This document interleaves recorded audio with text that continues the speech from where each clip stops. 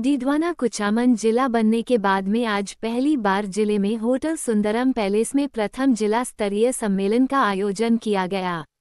ये सम्मेलन भारत की कम्युनिस्ट पार्टी के द्वारा आयोजित किया गया, जिसमें समस्त जिले के पार्टी कार्यकर्ता सम्मिलित हुए। कार्यक्रम में सांसद अमराराम भी पहुंचे एवं अतिथियों के सानिध्य में विधि विधान से पार्टी ध्वजारोहण के साथ में कार्यक्रम की शुरुआत करते हुए सभी ने ध्वज को सलामी दी है। विधिवत कार्यक्रम की शुरुआत के साथ में ही सम्मेलन आयोजित हुआ, जिसमें पार्टी कार्यकर्ताओं से सभी ने मुलाकात कर पार्टी के मूल उद्देश्यों के बारे में सभी को बताया है एवं सम्मेलन में सभी से परिचय भी किया गया है। सांसद अमराराम मीडिया से रूबरू हुए कहा,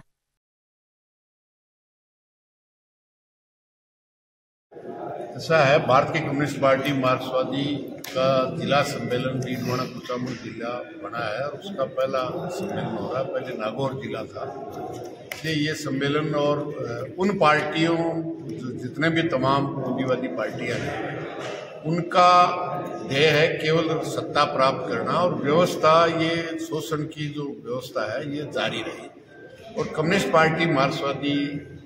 का राजनीतिक लक्ष्य है कि शोषण की जो पूंजीवादी चक्की है, इसमें जो आम जनता पिस रही है और कुछ मुट्ठी भर लोग मालामाल हो रहे हैं, इस व्यवस्था को, आर्थिक, सामाजिक, राजनीतिक व्यवस्था को बदल करके एक समता मूलक समाज जिसमें हर समस्या, चाहे वो किसान के भाव का सवाल हो, नौजवान के रोजगार का सवाल हो, आम जनता जो महंगाई से लूट रही है उसका सवाल हो, जो पूंजी इस देश के मेहनत कष्ट ने बढ़ाई है वो उसको लागू हो, इसको लेकर के एक पूरा समाज परिवर्तन, जिस तरह से आज से 75 साल पहले साम्राज्यवाद और सामंतवाद का खात्मा करके पूंजीवादी समाज व्यवस्था की स्थापना हुई थी। जमीन जो जोतता था उसको था और सरकार शासन जो रानी के पेट से जन्मता था वो राजा होता था। लेकिन अभी जनता के पूंजीवादी जनतंत्र में जनता के वोट से रानी और मैतरानी का वोट बराबर है और वोट से जनता 5 साल में अपना शासन चुनती है, पंचायत, नगर पालिका से लेके विधानसभा और लोकसभा तक। इसलिए मार्क्सवादी कम्युनिस्ट पार्टी का मूल ध्येय है कि इस पूंजीवादी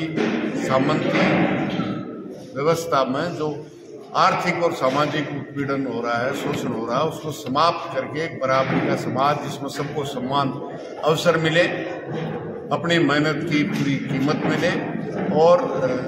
केवल मुनाफे के लिए पूंजी लागू नहीं हो,